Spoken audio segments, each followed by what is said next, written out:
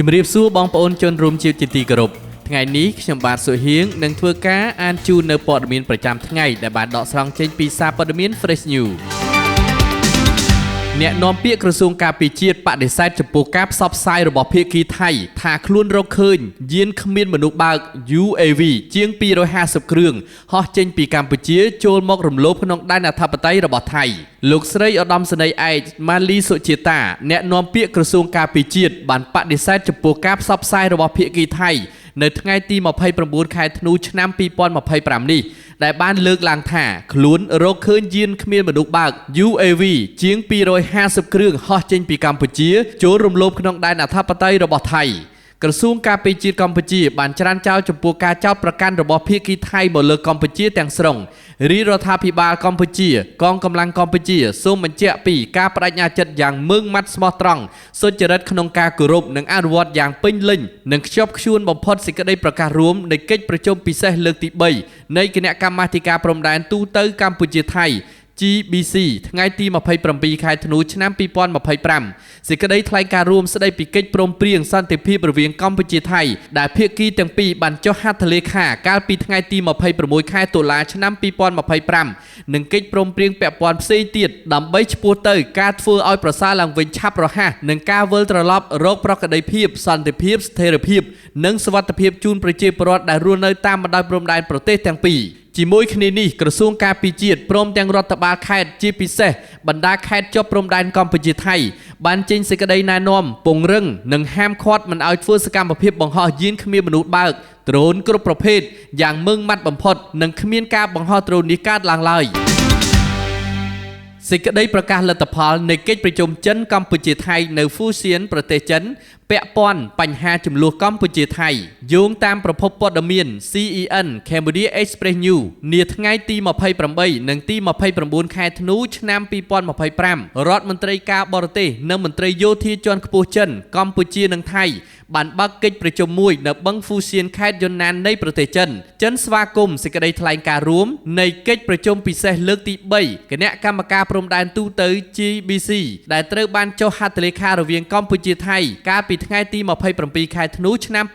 2025ភាគីទាំង3បានសង្កត់ធ្ងន់ថាសេចក្តីថ្លែងការណ៍រួមនេះបម្រើផលប្រយោជន៍មូលដ្ឋាននិងរយៈពេលវែងនៃប្រជាជនរបស់ប្រទេសទាំងពីរហើយបញ្ជូនសញ្ញាវិជ្ជមាននិងផ្ដល់លក្ខណៈអំណោយផលសម្រាប់សន្តិភាពនិងស្ថិរភាពក្នុងតំបន់វាបង្ហាញយ៉ាងពេញលេញថាកិច្ចសន្ទនានិងការប្រឹក្សាយោបល់គឺជាមធ្យោបាយជាក់ស្ដែងនិងមានប្រសិទ្ធភាពដើម្បីដោះស្រាយបញ្ហាចំនួនដែលស្មុគស្មាញភាគីទាំង3បានធ្វើការផ្លាស់ប្ដូរយោបល់គ្នាស៊ីជម្រៅអំពីការពង្រឹងបទឈប់បាញ់និងការធ្វើការពីមួយជំហានទៅមួយជំហានតាមរយៈកិច្ចប្រឹងប្រែងរួមដើម្បីបន្តការធ្វើទំនាក់ទំនងប្រក្រតីឡើងវិញ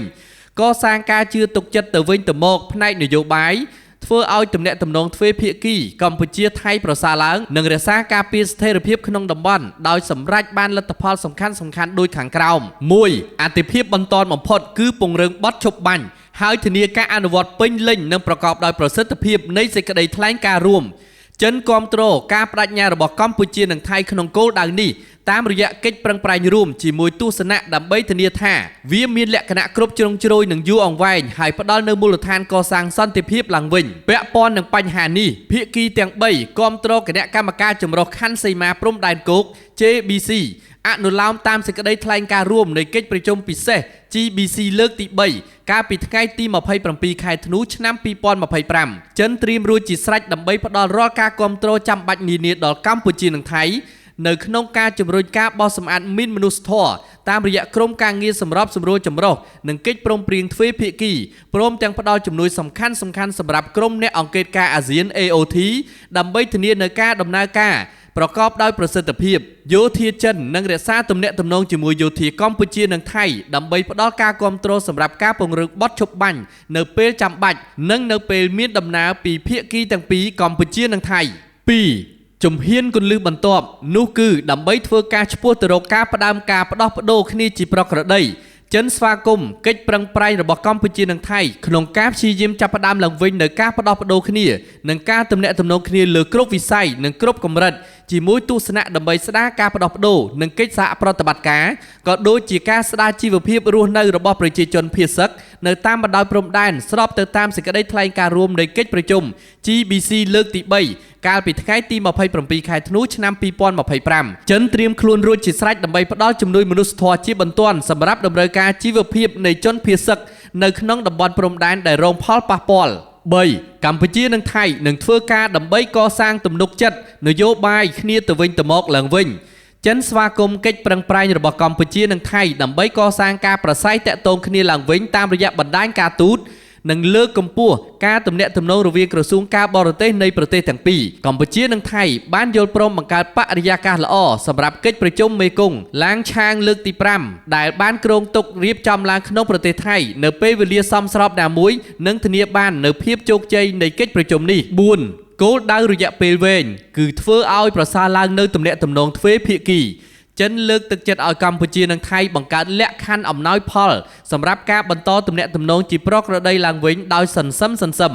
ចិនមានឆន្ទៈផ្ដល់វេទិកានៅពេលចាំបាច់សម្រាប់ឲ្យភាគីទាំងពីរធ្វើការទំនាក់ទំនងកាន់តែគ្រប់ជ្រុងជ្រោយនិងកាន់តែមានប្រសិទ្ធភាព5ការទទួលខុសត្រូវរួមគឺរក្សាស្ថិរភាពក្នុងតំបន់កម្ពុជានិងថៃបានបង្ហាញការបដិញ្ញាក្នុងការដោះស្រាយជម្លោះដោយសន្តិវិធីនិងក្នុងការបង្កើតកិច្ចប្រឹងប្រែងរួមជាមួយប្រទេសក្នុងតំបន់ដើម្បីដោះស្រាយហានិភ័យក៏ដូចជាបញ្ហាប្រឈមរួមអនុលោមតាមធម្មនុញ្ញរបស់អង្គការសហប្រជាជាតិធម្មនុញ្ញអាស៊ាននិងសន្ធិសញ្ញានៃមិត្តភាពនិងកិច្ចសហប្រតិបត្តិការនៅអាស៊ីអាគ្នេយ៍ប្រទេសទាំង3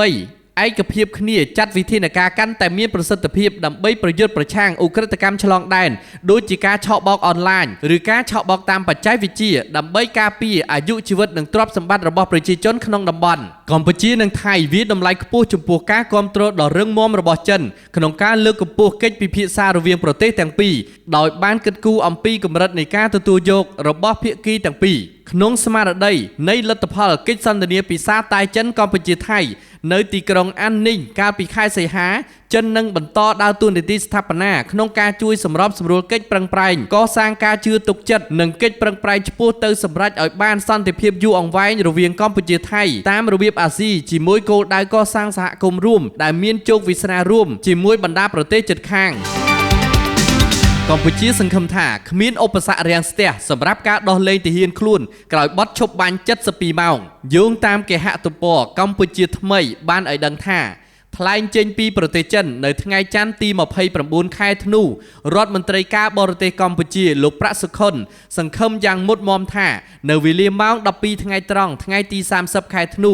នឹងមិនមានឧបសគ្គណាមួយរាំងស្ទះឡើយដល់ការដោះលែងត្រឡប់មកវិញនៅទាហានកម្ពុជាចំនួន18រូបក្រោយការអនុវត្តពេញលេញនៅបទឈប់បាញ់រយៈពេល72ម៉ោងទាហានយើងទាំង18នាក់នឹងត្រូវបានដោះលែងមកវិញបន្ទាប់ពីបទឈប់បាញ់ចូលជាធរមាន72ម៉ោង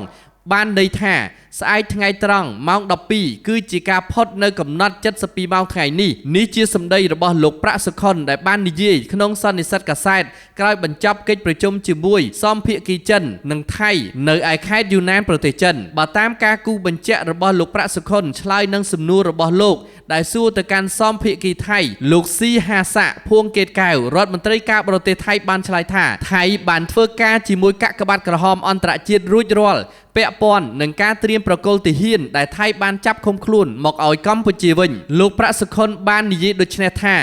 ខ្ញុំបានសួរបញ្ជាក់ទៅកាន់ភាគីថៃថា